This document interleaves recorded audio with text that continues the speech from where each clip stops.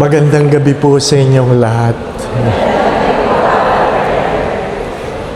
Ang tema po na binigay ay Emmanuel, God is with us. Emmanuel, ang Diyos ay sumasa atin. Ano po? Yan ay simula siguro kayo ay natutong magsimba, nadidinig niyo na yan paulit-ulit. Di po ba? Ano? Emmanuel. At ang iba sa inyo, ang pangalan ay Emmanuel. Ha? At pag galit kayo, minumura nyo si Emmanuel. Hindi po ba? Ano? Ha?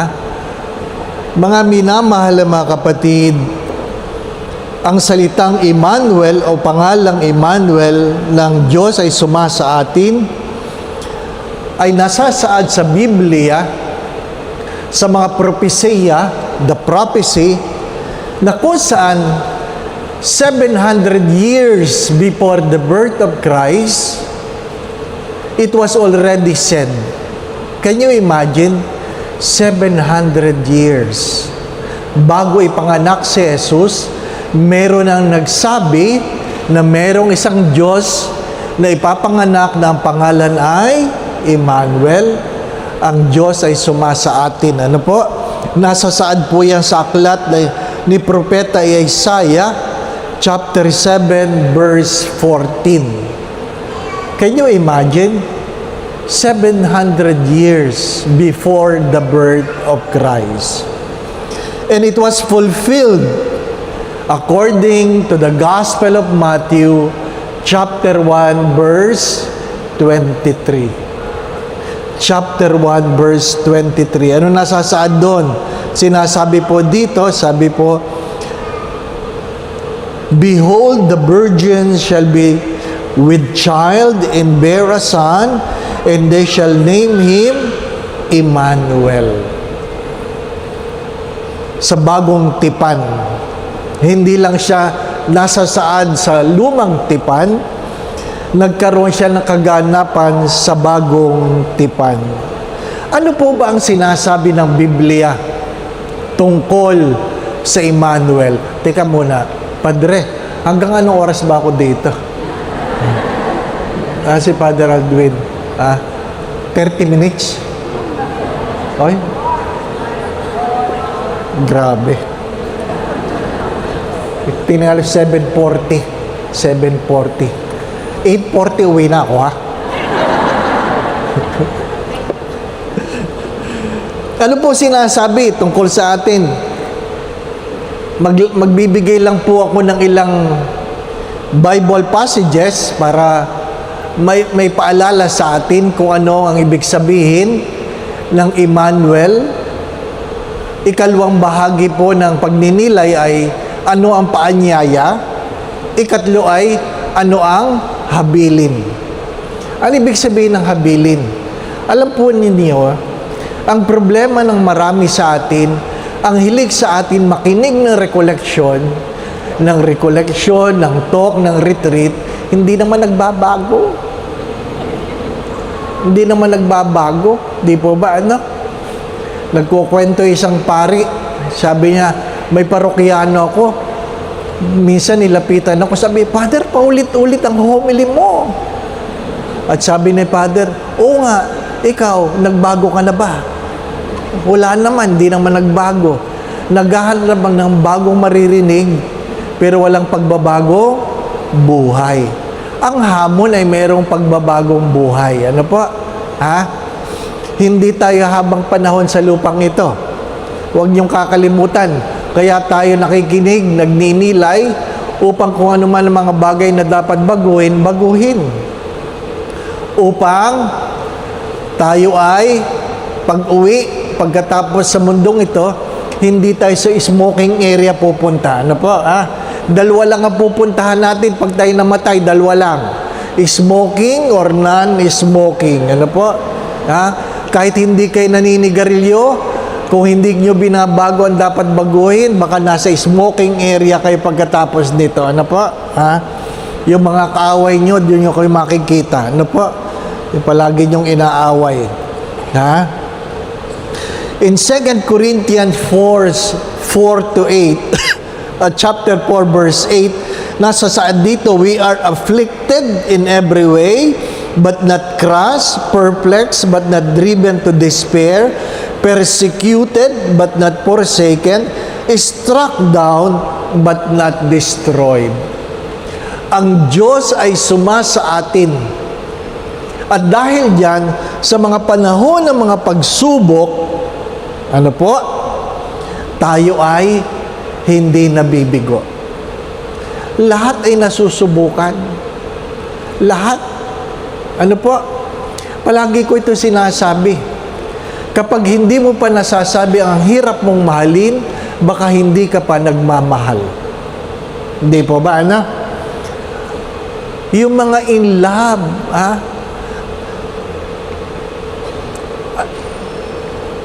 at least ngayon, ang mga kinakasal ngayon, medyo matatanda na. Ano po? Pero dati talaga mga batang-bata. Hindi ko alam kung ilang taong kayo nung kayo nagpakasal. Batang-bata. Na noon, tinatanong ko, ano kayang gagawin itong mga ito? Maglalaro lang. Di ba? Tapos, pag isusuot na yung sing-sing, gusto, may tugtog pa. Di ba? Ayaw isuot hanggang walang background. Di ba? Gusto pa. Isuot mo ang sing-sing na ito. Tanda ng aking pag-ibig sa hirap at ginhawa, sa pagkakasakit at kalusugan, sa kamatayan mauna ka sana. Di ba? Feel na feel. Ano pa? Ngayon, medyo matatanda na ng konti. Pero, ano ibig ko sabihin? Naiiwan pa rin sa damdamin. Naiiwan pa rin sa nararamdaman. Huwag niyo po itong kakalimutan, emotions are temporary, decisions are permanent. Huwag niyong kakalimutan yan. Emotions are temporary, decisions are permanent. Kaya pag ikaw ay nagagalit, bago ka magbitaw ng salita, pag nilayan mo. Kasi pag nasabi mo na yan, hindi na yan makakalimutan.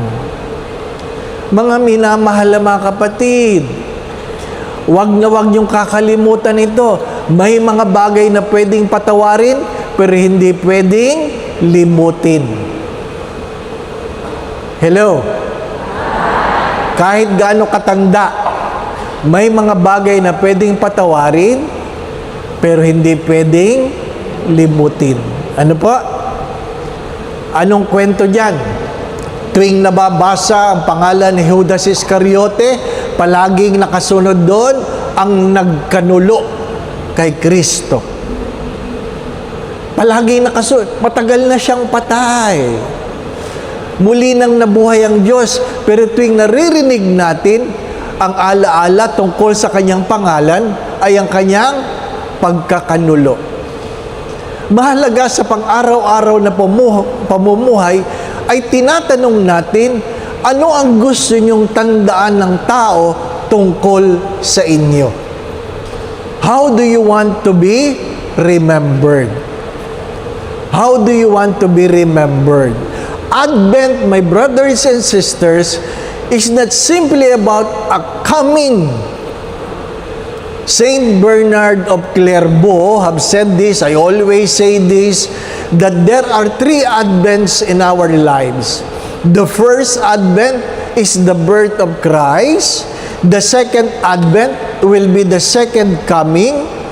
And the third Advent is the coming between the first and the second.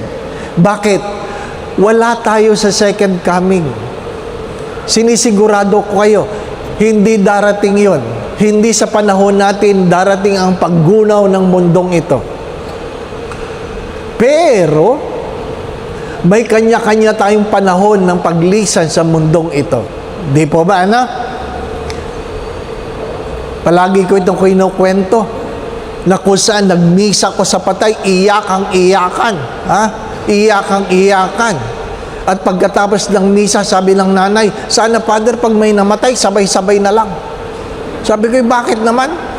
Ay, para wala nang iyakan, Father, wala nang iyakan. Ay, binara ko si nanay. Sabi ko, hindi naman maganda yun. Inimbitahan nyo lang akong magmisa, sasama nyo ako. Di ba? Hindi naman tama yun, di ba ba, ano? Ba? Kung gusto nyong mauna kayo. Hindi naman tayo sabay-sabay dumating, di ba ba, ano? Ikalawa, ladies first. Oh, kita nyo na, ayaw nyo. Oh, bakit pag kayo pinapauna sa kamatayan, ayaw ninyo, di ba ba, ano? Kamakailan, nag-meeting kami mga pari. Kasi ang daming paring matatanda na, may sakit na. Ha? Si Father J. Ha? Naglalaro lang ng basketball, inatake, patay. Oh. Kita nyo na. Ha? Hindi porke athletic kayo, mahabang buhay ninyo. Ano po?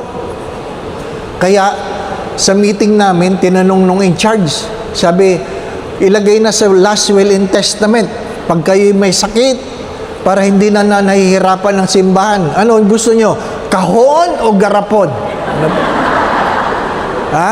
Pag namatay, kahon o garapon? Ha? Pag kahon, kabaong. Pag garapon, cremated. Di po ba, no? Malapit na. O, sige, handa na. Di ba, no? Oh, darating tayo doon. Darating tayo. Ha? Tingnan niyo yung katabi ninyo. Oh. Oh, bakit?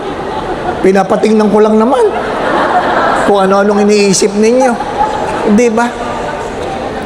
But whether you like it or not, I'm sorry, I have to say this. When we grow older, much older, sad to say, the advent we have are the advent of going away. Habang tumatanda tayo, nung tayo ay bata, ang mga adbyento ay pagdating ng mga tao sa buhay natin. Di po ba, no? Pagdating ng bagong kaibigan, pagdating ng kapatid, pagdating ng kamag-anak, pagdating ng ng teacher, pag nag-aral ka na, pagdating ng trabaho. Pag tayo bata, ang adbyento natin ay puro pagdating. Pero pag tayo nagkakaedad na, ang ating adbyento ay pag-alis na. Di ba? Umaalis ka na sa trabaho mo. Umaalis na ang matatanda mong magulang. Our advent becomes a time of going away, a time of letting go. Let us accept that. Let us accept that advent, my brothers and sisters, is not limited to the glittering lights, to Christmas carols, to Noche Buena, to food. Sometimes, there is a point in our lives that our advent is a time of letting go.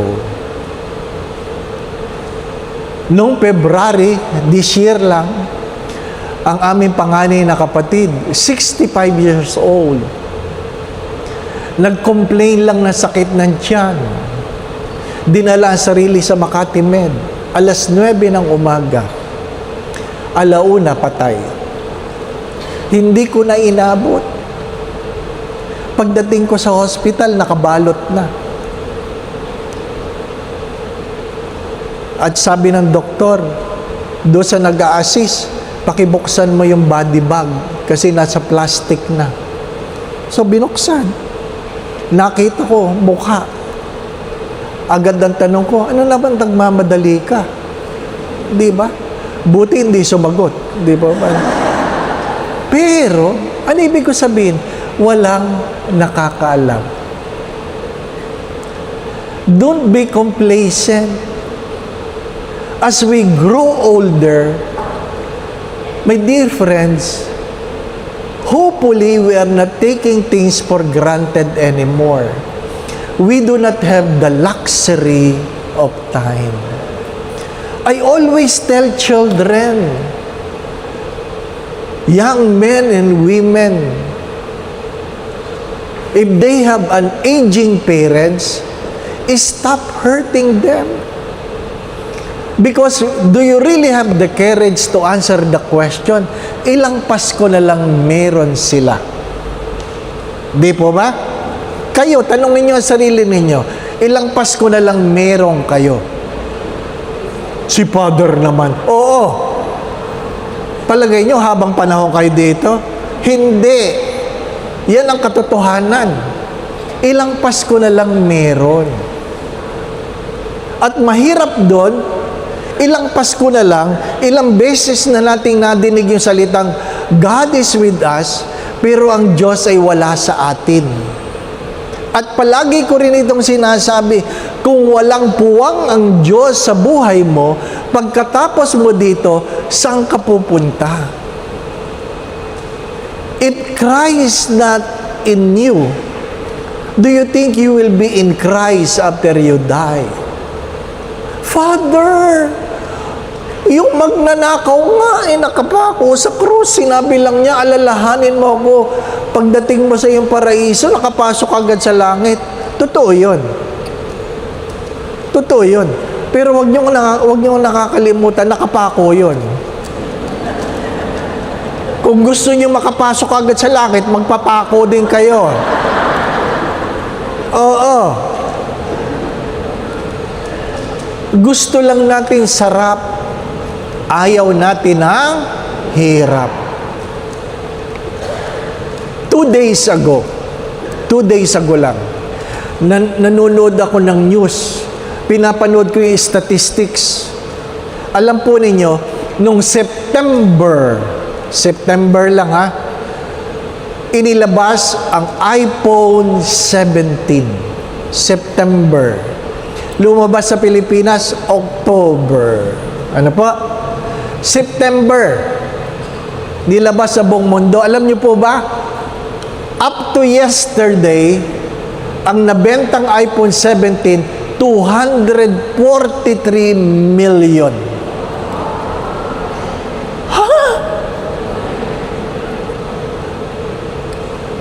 Ang pinag-aaksayahang panahon ng mga tao ngayon, iPhone. Di ba? May mga anak nga ayaw kumain hanggat hindi binibilhan ng iPhone ng nanay. Di po ba? Ano? Bago ang iPhone, luma naman ang kausap. Di ba? Di ba? Kita niyo na kanina, ang dami nagse-selfie.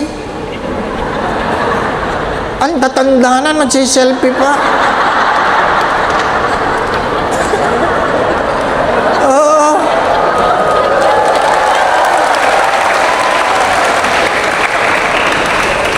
Anong problema doon? Gusto mag-selfie, hindi marunong. Sabi ko, ilayo nyo, nanay. Kalahati lang ang mukha. Diba? Ano ba talagang mahalaga? Di po ba, no? Ano po ba talaga ang mahalaga?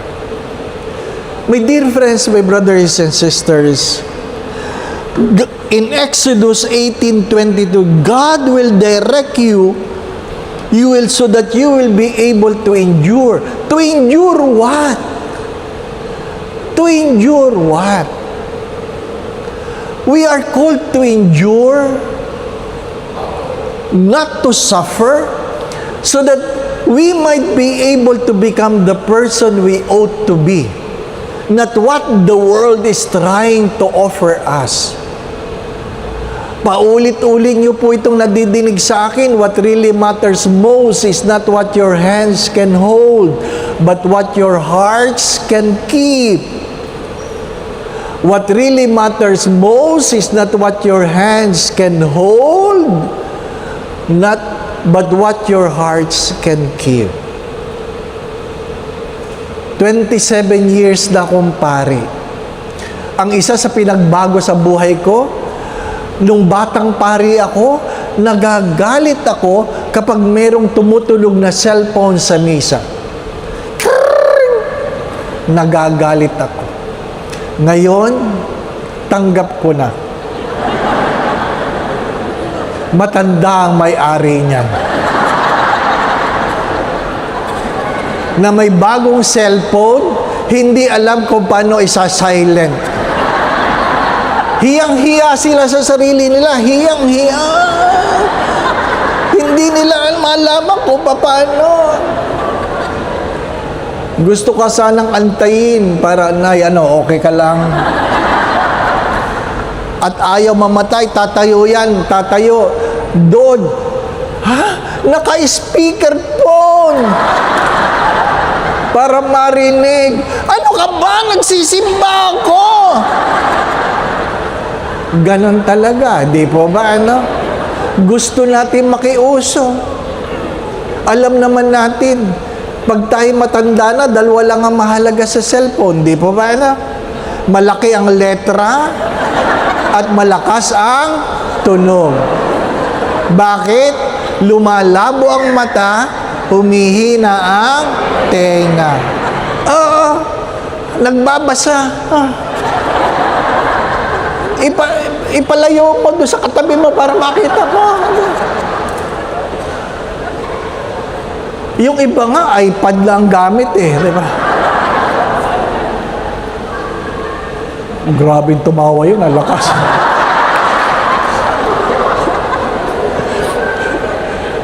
Yan ang katotohanan. Tanggapin natin. Tanggapin natin. Mga minamahal na mga kapatid, di po ba, Noon, ang pinagtatawanan ko, sorry for the words, na kung saan, ang tatanda na, ay nako, naka-miniskirt pa.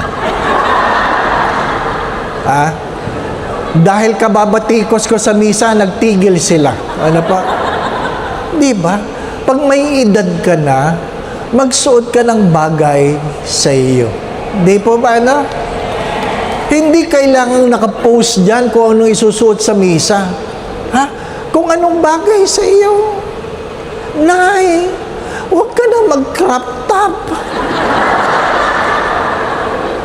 Ang hirap nun, di po ba, Namumutok-mutok ka, naka-crop top ka. At pinipilit mong ibaba dahil magkukumunyong ka, di po ba, Parang galing kayo sa inuman. Ang iba doon, kita pa ang tahi ng cesarean. O si Father naman.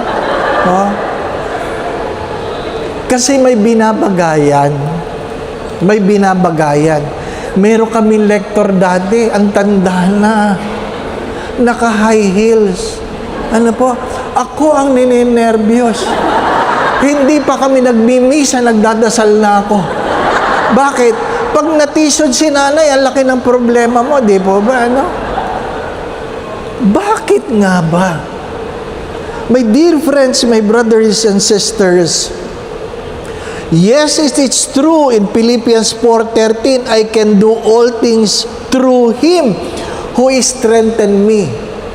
Strengthen you not in your wrongdoing, not on things that are fashionable, to strengthen you so that you will be able to do the will of God. Ano ba ang pinagagawa sa iyo ng Diyos? Ano ba ang pinagagawa sa iyo ng Diyos?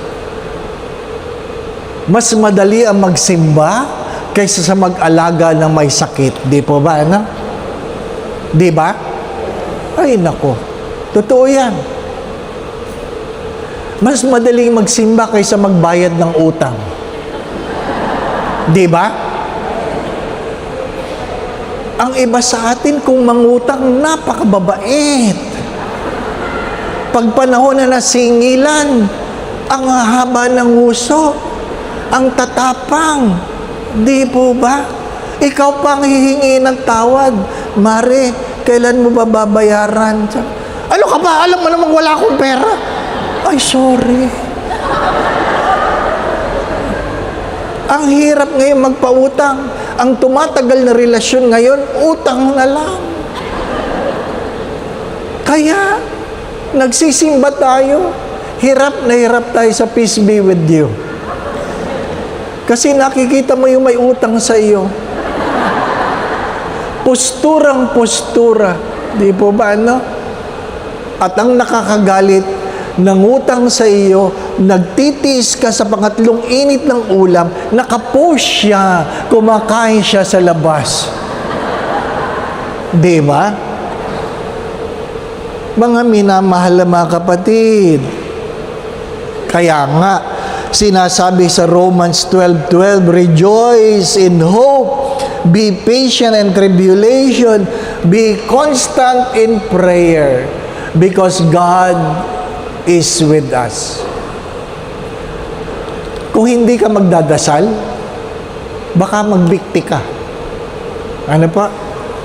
Meron kaming counseling program sa Greenbelt, libre. Ang dami namin kaso ng mga taong gustong mag-suicide. Frustrated. Mahirap ba sila? Hindi. Mayayaman sila. Frustrated sila sa magulang, sa kapatid, sa kamag-anak, sa asawa, sa anak. Bakit? Naghahanap ka kasi ng perpekto relasyon. Na nung ikaw naman ay lumalaki, nang dumating sila sa buhay mo, pinabayaan mo naman sila. Hindi po ba, ano? Marami sa atin, naghahanap ng mabuting anak, pero nung lumalaki ang anak, hindi naman tinuruan ng mabuting asal. Marami sa atin gusto ang pamilya ay nagsisimba, pero nung maliliit, hindi naman tayo nakikitang magsimba. Ang bunga ng ating panahon ngayon ay kagagawan natin kahapon. Di po ba? Walang ibang sisisihin dyan. Pero bakit tayo nagninilay? Kasi kung meron pa tayong pwedeng gawin, gawin na natin. Huwag na nating ipagpabukas. May mga bagay na sana hindi lumala kung hindi pinabayaan. Hello? May mga bagay na sana hindi lumala kung hindi pinabayaan.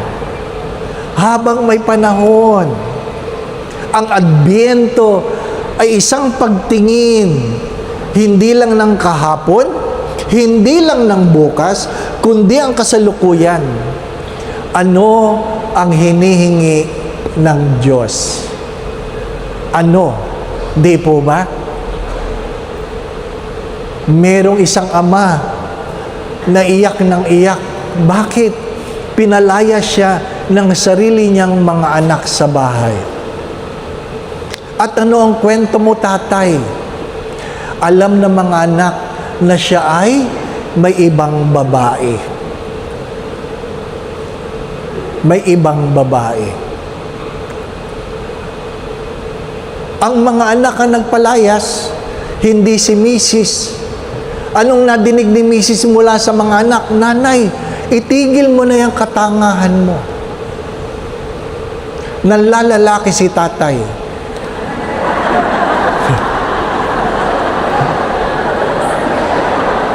Natawa kayo. Bakit? Pwede bang pambabae lang lahat? Di ba? May babae, may lalaki. Bakit? Bakit? Aantayin natin na gumuho ang tinutungtungan natin bago natin baguhin ang mga mali? Hindi. Ang pagdating ng Adbyento ay hindi mo palaging maasahan. Di po ba? Ang pagdating ng Adbyento, dumating na ang Diyos. Matagal nang ipinako ang Diyos. Kaya hindi na natin pinagdiriwang. Ginugunita na lang. Sapagkat ipinanganak na.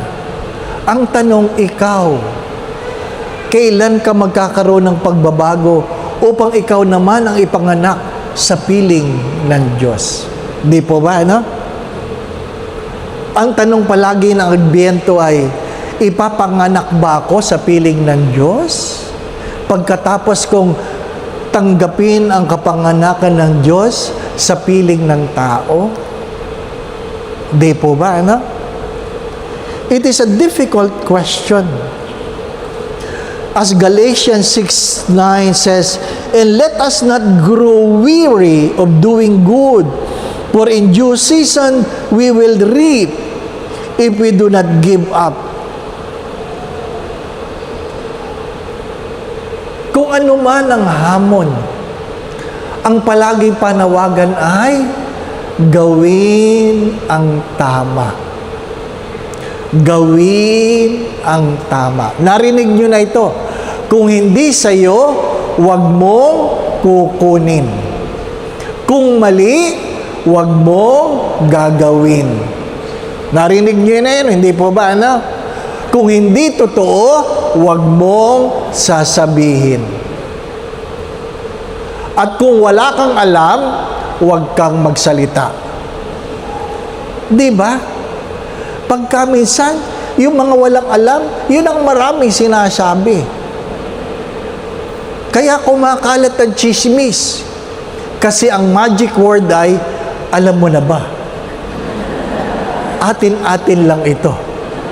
Di ba, ana? Ay, nako. Mga minamahal na mga kapatid, ulitin natin, kung wala kang alam, huwag kang magsasalita. Kung hindi iyo, huwag mong kukunin. Kung mali, huwag mo gagawin. Di po ba, ano? Mga minamahal na mga kapatid, simple lang naman ang panawagan. Di po ba, ano? Alam nating lahat yan. Tumanda na tayo sa simbahan. Di po ba, ano? Baka yung iba sa inyo hindi pa nakakaalis doon sa kahon o garapon. Malayo na kami. Baka yun pa rin nagninilayan ninyo. Kahon o garapon. Ha? Malayo na kami, ha? Malalim na ang gabi. Ano po? Kaya nga po, sinasabi sa sulat ni St. James, chapter 1, verse 12, "Blessed is the man who remains steadfast under trial, for when he has stood the test, he will receive the crown of life." Sino yung kukurunahan ng Diyos? Yung naging matagumpay sa panahon ng pagsubok. Sa panahon ng pagsubok. Mga minamahal na mga kapatid, nakaligtas tayo sa COVID. Hinayaan ng Diyos na mabuhay tayo sa gitna ng COVID, di ba ba, no?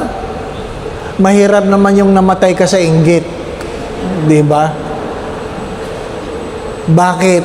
Inggit na inggit ka sa dami ng pera ng kontraktor. Nawala ka na, sinabi sa anak mo, "Oh, magpalit ka ng kurso." Palit ka na. Ngayon, saan mo sila pupulutin? Di po ba? At marami sa kanila. Ha? O may nagpunta pa sa Greenbelt, nagpa-pray over. Oh, "Father, pagdasal mo naman ako na sana hindi ako makulong." Ang hirap ay pagdasal nun. Kayo nga ang pare. Di ba? Paano mo ipagdadasal yun? Di ba? Na hinuhumili ako, makulong. Di po ba? Ano? O ngayon, nakulong. Di ba? O. Nakakaawa man. Di ba? Hindi mo tinuruan ng iyong mga anak. Hindi ko alam. Lumaki ako sa pamilya, sa matatandang magulang na kung ano. Huwag kang bibili ng hindi iyo ang pera. Ano sabi ng tatay ko? Pwede kang manigarilyo, basta ikaw ang gumastos. Di ba? Mag-inom ka kung gusto mo, basta galing sa bulsa mo. Sa madalit sabi, kung gusto mo magloko, magloko ka. Pero wag mong idadamay ang iba. Mahirap yung lumaki ka sa luho na hindi mo tinanong saan galing ang pera. Di ba, ano? Tapos nagblablag ka. Kung saan kayo kumakain. Ngayon, alam ng buong bayan. Di ba? Anong ipamumukha mo? Ano ibig sabihin? There will always be a time of reckoning. There will always be a time of reckoning. Yes, we have a God of mercy. But do not forget, we also have a God of justice. Huwag niyong kakalimutan yan. Darating ang araw na kung anong ating tinanim, yan ang ating aanihin. Kaya pag ikaw ay umani ng mga bagay na hindi mo tinanim, ang tawag sa iyo ay magnanakaw. Mga minamahal na mga kapatid, ano ang tanong nila? When is the best time to plant a tree? Ang sagot ay 20 years ago. When is the next best time? Yesterday. But yesterday is gone. So when is the next best time to plant a tree? Today. Today. Ano ibig sabihin nun? Kailan natin dapat baguhin ang ating mga pagkakamali? 20 years ago. Kung hindi ko nagawa 20 years ago, kailan? Kahapon. Kung hindi mo nagawa kahapon, ngayon. Sapagkat ang bukas ay hindi sigurado. Paulit-ulit ko yung sinasabi. May mga nagplano kaninang umaga kung anong gagawin nila sa maghapong ito. Hindi na sila nagising. Hindi na sila nagising. My dear friends, my brothers and sisters, in Matthew 24:13, but the one who endures to the end will be saved. Hindi lang yung ikaw ay nakaraos, kundi ikaw ay maliligtas. Hello? Ang talagang layunin natin ay tayo ay maligtas. Hindi lang ikaw ay gumaling lang. Kung inyo pong nadidinig sa pagbasa sa Biblia, palagi sinasabi, di ba? Pinagagaling ka ng iyong pananampalataya. Pero hindi lahat ng gumaling naligtas. Ilan lang ang sinabihan ng Diyos. Your faith has saved you. Ang pananampalataya dapat natin ay magligtas sa atin. Magligtas. Kaya ang pananampalatayang walang gawa, walang kaligtasan. Di po ba, na?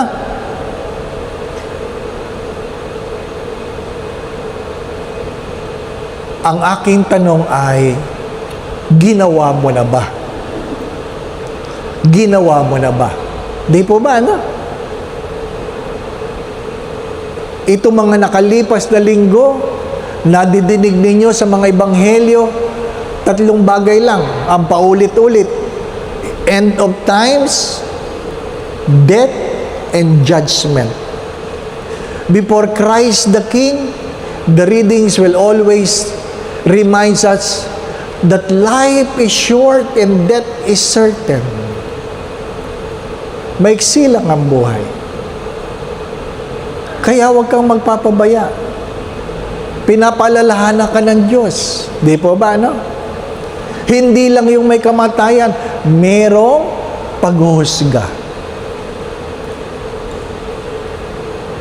Kaya nga, anong sabi ng mayaman? Sa dami ng kanyang ani, sa dami ng ani niya, ay, pinalaki niya ang kanyang bodega. At sabi niya, hindi na ako magtratrabaho. Kakain, matutulog, magiinom na lang ako. sa dami na aking naipon. Hindi po ba, ano? Ano sabi ng Diyos sa kanya? You fool, I will take your life tonight. Baka masyado tayong kampante. Di ba, ano? Yung iba sa inyo, nagsasabi, mabili ko lang yung sapatos na yan. Ay, pwede na ako mamatay. Meron sa inyo nagsasabing ganyan, di po ba, ano? Mabili ko lang yan, marating ko lang yan, makain ko lang yan, pwede na ako mamatay. Totoo, patay. Yung isang binata, sabi, Ma, ibili mo lang ako ng Levi's. Pwede na ako mamatay. Oh, blines ko. Naka-Levi's. Sa kabaong. You do not know what you're wishing for. Regardless how many problems you have, thousands, the moment you get sick, you begin to realize what is really important is your health. Your health. Di ba? Aanuhin mo yung maraming pagkain na hindi ka naman nakakakain o wala ng panglasa o kaya sa ilong na dinadaan ng iyong kinakain. Di ba, ano? Aanuhin mo yung sasakyan mo. Ha? Na pinaghirapan mo, naka-wheelchair ka lang naman. Aanuhin mo yung laki ng bahay mo, ni nasa kama ka lang nakahiga. Aanuhin mo yung mga damit mo, na pinag-ipon-ipon mo, hindi mo naman masuot kasi nakapadyama ka na lang palagi. Di ba? Aanuhin mo yung dami ng sapatos, hindi mo may suot ang sarili mong tsinelas. Hello? Naintindihan po ba ninyo ako? Yan ang adbyento na meron na tayo. Yan ang ating adbyento. The advent of letting go. Di ba? The advent of letting go. The first advent, Christ came to us. Our next advent is when we are about to go to Christ. Ha? Kahit gaano kasarap ang pagkain, kahit gaano kagandang Christmas carol, kahit gaano kagandang dekorasyon ng bahay, nang namatay ang tatay namin, hindi na naibalik ang dating saya. Kaya habang may panahon, ano po? Huwag niyong antayin ang Pasko. Mag-celebrate palagi. Huwag away ng away. Kung kayang lumakad, lumakad. Kung kayang mamasyal, mamasyal. Hindi yung kung kailan patayin na, saka kayo gala ng gala. Yung kaluluwa nyo, pakalat-kalat, di mo ba, no? Habang may panahon, huwag cellphone ng cellphone. Di ba? Anong paanyaya sa atin ng Diyos? Ang paanyaya ng Diyos, do not forget that God who made you. Hari nawa. Ang adbyento ito magpaalala sa iyo na ako ay nilikha ng Diyos at ako ay para sa Diyos. Number one reminder, do not forget the God who made you. Ano po? Second, do not forget the time and place of prayer. Huwag makakalimutang magdasal. Palagi ko itong binibida si San Isidro Labrador. May nabasa ba kayo tungkol sa kanya? Mayroon ba siyang sinabing nasusulat na pinapaalala sa atin? Wala. Bakit siya lagi santo? Hindi niya kinalimutan ang lugar at oras ng panalangin. Sa tuwing umaga, sarado pa ang pinto ng simbahan. Nandun na siya sa pintuan at sinasabi sa Diyos, Lord, andito na ako. At pagkatapos niyang magdasal ng sarili niyang panalangin, bago siya magsaka, sasabihin niya, Lord, aalis na ako. He was made saint for not forgetting the time and place of prayer. It's good to ask ourselves, what are your favorite players? Mahirap yung may nakasalubong kang multo, wala kang maalalang panalangin, di ba ba ano? Ang hirap ng ganon. Na-stroke ako. Yung amin dating mother butler, na nanay ng aking cook, sabi ng cook, Nay, si Father Dave na-stroke, hindi magandang kalalagayan. Oh. Love na love ako nun. Kasi mother butler yan doon sa parokya na pinaglingkuran ko. Ayun ay na-stroke na rin yun, na-stroke na. Abay, tinawag ang mga anak. Sabi, mga anak, tayo magkapit kamay, tayo ay manalangin. Sabay-sabay nating dasalin. Bless us, O Lord, with this thy gifts. Gumaling naman ako. Yun lang ang alam na panalangin. Hindi mo man lang alam ang Hail Mary. Hindi mo man lang alam Our Father. Di po ba, ano? Marami sa atin nagsiserve sa simbahan, pero hindi alam, hindi memoryado ang mga panalangin. Tabi ha, tabi. Totoo yan. Maraming naglilingkod sa simbahan. Pag pinagrosaryo mo, huwag na ako, huwag na ako. Di ba? Bakit? Hindi alam eh. Pag sinabi mo, ikaw nga magdasal ng Angelus, ano yun? Ha? Nagsiserve sa simbahan yun. Di ba ba, ano?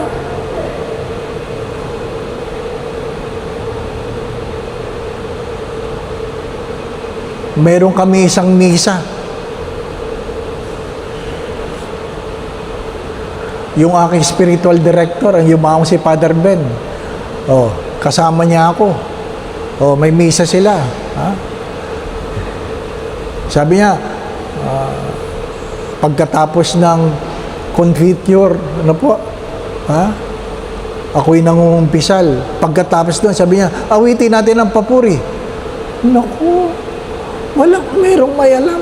Ang simula lang, papuri sa Diyos, papuri sa Diyos, papuri sa Diyos sa kaitaasan, paulit-ulit kami. Paulit-ulit ang papuri. Sabi ko, hanggang saan ito? Sabi ni, tama na. Let us pray. Ay, ang hirap ng gano'n, di pa ba na? Kung hindi mo talaga alam ang kanta, wag na lang, di pa ba na? Wag na lang. Do not forget the time and place of prayer. Third, do not forget the sacrament as the source of strength. Hello? Naintindihan niyo ba yan? Wala tayong ibang pwedeng pagkunang ng lakas maliban sa sakramentong ipinagkaloob ng Diyos. Mangumpisal. Bago ang Pasko, mangumpisal. Di ba? Ayaw mangumpisal dahil walang kasalanan. Di ba? Nay, mangumpisal ka. Wala akong kasalanan, Father. Yan ang malaki niyong kasalanan, nanay. Yan ang malaki niyong kasalanan. Wala kayong kasalanan. Meron naman ang umumpisal, ang kinukumpisal, kasalanan ng asawa niya. Nay, kasalanan ninyo ang kailangan ko. Ha? Kasalanan ng katulong. Ay, Nay, kasalanan ninyo. Wala akong kasalanan, Father. Yan ang kasalanan niyo, nanay. Sinungaling kayo. Di ba? Pagka minsan, mabuti pa yung mga bata pag pinapakumpisal mo. Totoong-totoo eh. Hindi po ba? Ano? Yung ibang matatanda, nangungumpisal na, nagsisinungaling pa. Di ba? Go to confession. Receive communion. Participate in the Eucharist. Hindi yung tulog ng tulog, buong misa.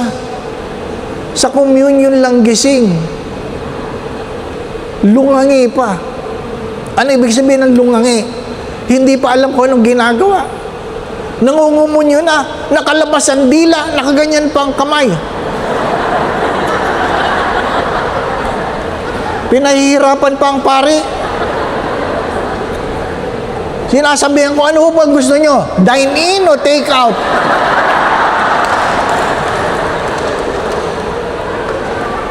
Gusto parehas meron. Dine in sa bibig, oh. Diba? Take out sa kamay. Di ba? Ang hirap. Yung iba nga sa atin, ha? Ilang beses na nagkwaresma, pagdating ng pagpapahid ng abo na yung pinupunas, nakaganon pa. Ako, hindi ko sila binibigo. Nilalagyan ko talaga ng abo. Para matuto. Di po ba? Ang tagal mo na nagsisimba, hindi mo pa rin naintindihan ang sakramento. Sa anong pamamaraan? Pag tinanong, kumusta ang binyag? Ang sagot ay, hindi masarap ang handa. Iyon ang hindi naintindihan ng binyag. Di po ba, ano? Kumusta ang kasal? Pangit ang babae. Ano ba naman yan? Kumusta ang lamay? Di magandang make-up. Natatawa kayo kasi totoo eh, di po ba, ano? Marami sa atin, nandun na sa patay, nagkukrus na. Ay, kawawa naman. Ang pangit ng make-up. Nagtipid kayo eh, nagtipid. Di ba? Sana, Father, pag ako'y namatay, yung parang natutulog lang ako. Di ba? Mamayang gabi, pag natulog kayo, pakuha kayong picture.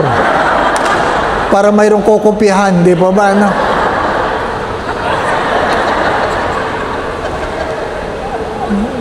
Pag palagi ko yung tinatanong, ay sa ano pa mamaraan mo ba gusto mamatay?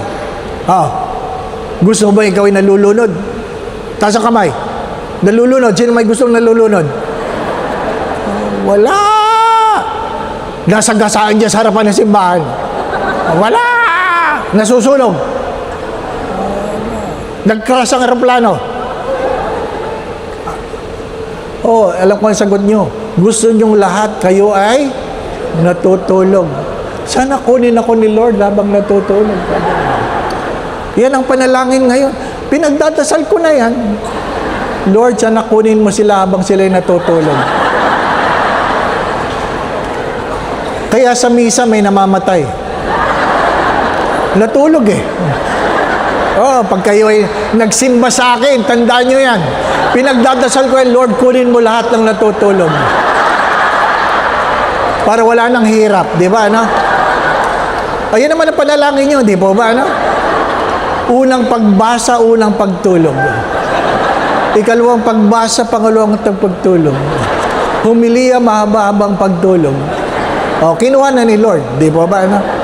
Answered prayer, di ba ba, ano? Sasabihin ko kay Father Cesar, sinabi ko na, ha? Pwede mo nang dasalin sa Diyos. Kunin ang mga natutulog, di ba ba? Di ba? Bakit ba? Bakit ba lumilipat kayo sa simbahan para matulog? Grabe. Parang may naalala ka, ate, ah. Di ba, no? Yung iba sa inyo, na taga rito, parang may nabili ng upuan, eh. Diyan kayo palagi nakaupo. Hulbang-hulbang ang likod nyo dyan. Kaya, first reading pa lang talaga, nag-humiliya si Father, kitang-kita ka. Tapos, mamumulat ka, nakatingin sa'yo. Di ba, na?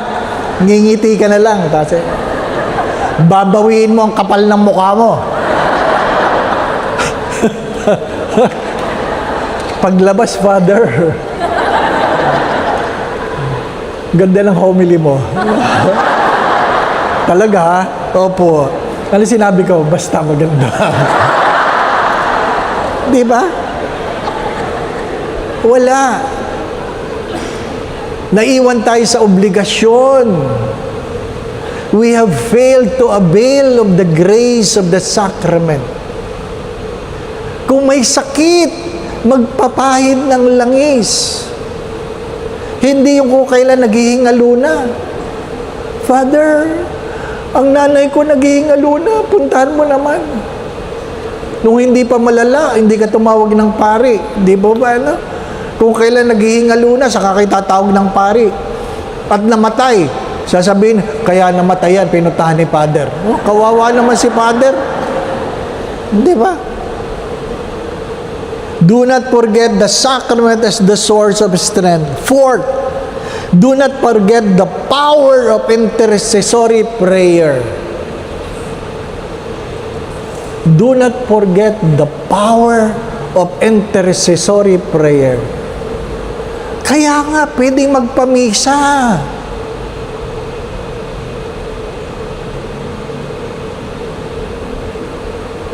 Father, ipagdasal mo naman, di ba? Sometimes the only thing we can do is pray. Then pray. Ano sabi ng push? P-U-S-H, push. Pray until something happen. Yung iba, isang dasal lang, gusto tanggap agad. Di ba? Misa ka lang nagdasal. Gusto mo makuha agad. Si Santa Monica nga, 30 taong nagdadasal bago ipinagkaloob ang panalangin. Ikaw, minsan ka lang nagdasal, nireklamo mo, ang nipis ng pom. Anong manipis ang pom? Ng niler. Oh, grabe. Minsan lang nagdasal, nireklamo pa ang nipis ng pom. Naghulog ka ba, ate? Naghulog ka ba? Pagdating sa misa, wala. Hindi naman naghuhulog, di po ba? Ay, ang hirap. Tapos magre-reklamo kayo, ba't may pundi? Hindi ka naman nagbigay ng pambili ng bombilya, di po ba? Doon sa isang parokya, sa umaga, 3 misa, sila-sila paulit-ulit na nagsisimba. 5:30, 6:15, 7:15. Nag-almusal na ako, pagbalik ko, sila pa rin. Sabi ko, kayo na naman. Ba't hindi kayo nauwi? Sabi ng matatanda, wala pa pong gagawin sa bahay. Ano? Ginagawa niya akong libangan. Di ba? Lugi ang simbahan sa inyo. Nakatatlong sine kayo, isang hulog lang kayo. Di ba ba? Di ba? Hindi naman kada misa naghuhulog. Nagbigay na ako kanina. Oh, grabe. Do not forget the power of intercessory. Minsan, kailangan nating may nagdadasal para sa atin. Di po ba, ano? Kung inyong pinapakinggan ang Ebanghelyo, maraming may sakit na kung saan tinulungan sila. Ang paralitiko na ibinababa mula sa bubong, tinulungan. Maraming tinulungan. Sapagkat may pagkakataon sa mga panahon ng pagsubok, hindi natin kayang mag-isa. Pero kung tinuruan nyo ang inyong mga anak na magdasal, marami kayong katulong magdasal sa pamilya. Kung hindi nyo tinuruan ang inyong mga anak magdasal, pag kayo'y namatay, hindi ko alam kung sino makakaalala sa inyo. Hello? Ano? Diba? Sa palagay nyo, maalala kayo ng mga anak ninyo? Na wala ng panahon yan ngayon sa inyo? Lalo na pag kayo patayin na. Hindi natin tinuruan. Fifth, do not disconnect from pastoral protection. Ano ibig sabihin? Maraming programa ang simbahan na pwede tayong tulungan. At kung may pagkakataon tayong tumulong tayo. Hindi madali magpautang. Hindi madali ang hingan. Hindi po ba, ano? Pero ang aking tanong, anong gusto nyo? Ikaw ang nangungutang o ikaw ang nagpapautang? Hello? Anong hi? Di ba? Anong gusto nyo? Kayo ang pinapautang o kayo ang nagpapautang o kayo ang nangungutang? O, kita nyo na? Anong gusto nyo? Kayo ang nanghihingi o kayo ang nagbibigay? O, magbigay kayo. Di ba? Kasi kung hindi kayo nagbibigay, darating ang araw, kayo na ang manghihingi. Huwag nyo itong kakalimutan. Kung hindi kayo nagbibigay, darating ang araw, kayo na ang manghihingi. Mahirap yung madamot sapagkat may sukli sa lahat ng pagkakamali.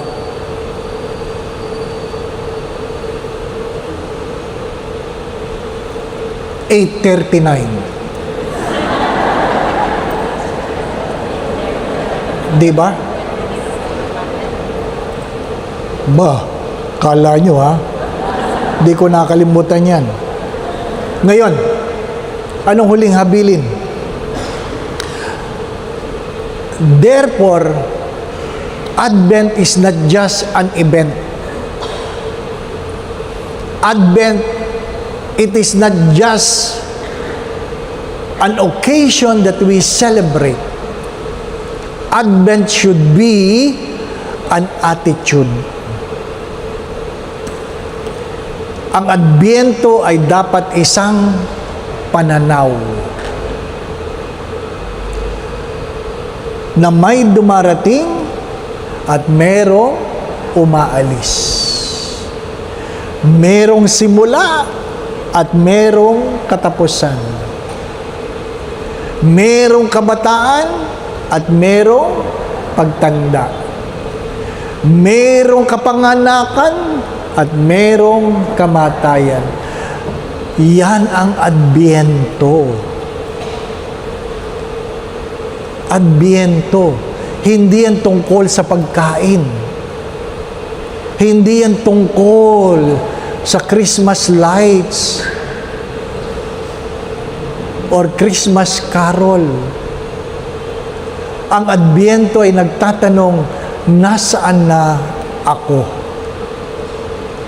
Ikalawa, nasaan na ang Diyos sa buhay ko?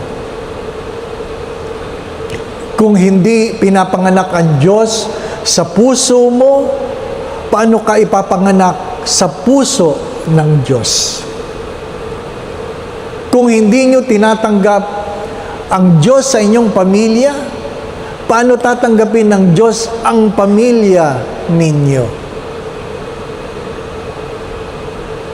Mga minamahal na mga kapatid, kung ano ang ating tinanim, yan ang ating aanihin.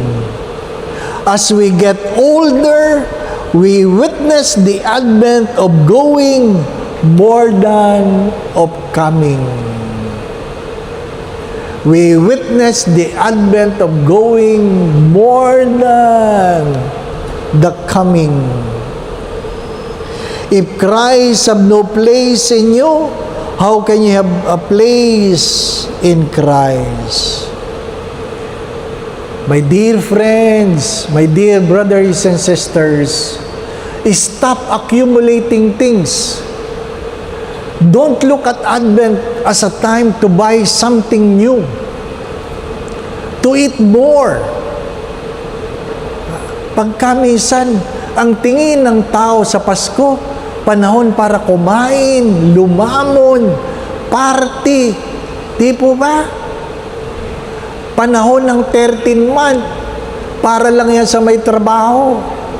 Pag wala ka ng trabaho, wala ng 13 month. Wala ng bonus. Di ba? Hindi yan panahon para bumili ng bagong sapatos dahil hindi naman bago ang iyong paa. Hindi yan panahon para bumili ng bagong cellphone sapagkat wala ka namang bagong kausap. Di ba? At alam ko yan, kahit mag 50% discount ang Purinaria Pass sa kabaong, walang bibili sa inyo. Di ba? Wala. Don't waste your time. Don't waste your time. Do not forget the God who made you. Because the reason of Advent is Christ. The reason of Advent is Emmanuel, the God who is with us. Do not forget the place and time of your prayer. Do not forget the power and the grace of the sacrament as the source of our strength. Do not forget the power of intercessory prayer. Do not forget the opportunity that the church is giving so that we can grow in faith. We can grow in faith. My dear friends, my brothers and sisters, I will not be here forever. You will not be there forever. We will not be strong forever. We will not be healthy forever. Regardless how long is our life, nobody stays forever. The late Monsignor Montemayor, a good friend, a good example, in his old age, retired siya noon, retired na, bago siya pumanaw. Dahil hindi siya tumatanggi. Pag ni-request siya, Monsi, magmisa ka naman, may lakad lang ako, kahit matanda na, kahit may sakit na, magmimisa pa rin ang matanda. Gusto pa rin makatulong sa mga pari. Dala ng katandaan, dala ng diabetes, dala ng ibang sakit. Hindi na siya pinagbibigay na komunyon, kaya nakaupo na lang siya sa oras ng komunyon at nakatulog ang matanda. Nakatulog habang nagpapakomunyon ang lay minister. At nang siya ginigising, di siya magising. Hindi pa naman patay. Hindi lang magising. Doon sa mga diabetic, naintindihan niyo yan. Pag kayo ay nag-hypo, ang hirap nyo gisingin. Nag-hypo marahil ang matanda. At nang siya'y nagising, wala na mga tao. Wala na, nag-aalisan na. Sabi niya, nasaan ang mga tao? Ay, nag-uwian na po, Monsi. Kaya nung siya'y nakita ko, sabi ko, kumusta ka? Nakatulog daw kayo sa mesa, iniwan kayo ng mga tao. Ano sagot sa akin ng matanda? Oo, yung mga just king yan. Ha? Pag sila'y natutulog, habang ako'y nagmimisa, di ko naman sila iniiwanan. Minsan lang ako nakatulog, iniiwan nila ako. Di ba, anak? Darating ang araw, pagtulog mo, maiiwan kami. Kaya mamayang gabi, mag-practice ka. Oo, maganda din yun. Anong paalala ni Father ngayong gabi? Sabi niya, magbihis daw ako na maganda ngayong gabi. Matulog daw ako na maganda ang damit. At sabihin mo sa asawa mo, mamimiss kita. Kung ano man ang aking pagkakamali, patawarin mo ako. At kung ano man ang iyong pagkukulang at pagkakamali, tandaan mo ito, pinatawad na kita. Halikan mo siya, yapusin mo siya, at sabihin mo, huwag mo sanang makakalimutan, mahal na mahal kita.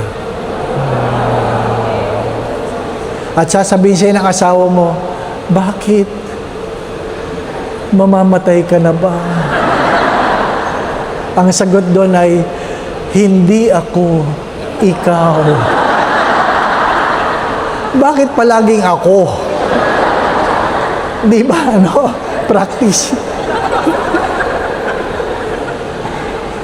Maigsi lang ang buhay. Ang mahalaga ay meron tayong natututunan at merong pagbabago sa ating mga pagkatao. Sapagkat kung paulit-ulit nating ginagawa ang dati nating ginagawa, paulit-ulit nating makukuha ang dati nating nakukuha. If we continue to do what we have been doing, then we can only get what we have been getting. So if you want something new in this Advent, something new, you must take the courage to do something you have not done before. Keep that in mind. If you want something new this Advent, you must take the courage to do something you have not done before. Or else, all talks, all recollections, all retreats, all homilies will remain the same. We always pray that we hear what we ought to hear, we see what we ought to see, so that we will be able to do what we ought to do. In Jesus' name, we pray. The Lord be with you. Bow your heads and pray for God's blessing. Naway ingatan ka ng Diyos, ilayo ka ng Diyos sa lahat ng uri ng kapahamakan. Patuloy ka nawang pagkaluban ng kalakasan, kalusugan, kung meron ka mang karamdaman.